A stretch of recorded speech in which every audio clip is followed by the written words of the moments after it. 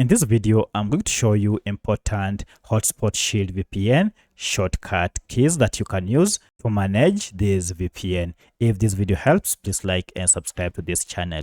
Alright, to access these shortcut keys, you need to go ahead and first launch your Hotspot Shield VPN program on your computer or laptop, and then head to settings here once you are logged into your account. Under this, you should see we have this option for shortcuts. If you click on this, we have a combination of shortcuts you can use. For instance, for connect or disconnect, you can use a combination of Ctrl plus Shift plus C. For this, for virtual location, you can go ahead and use a combination of Ctrl Shift plus V. For back, we have alternate plus left. For support, we have F1. Quit, we have Ctrl plus Q.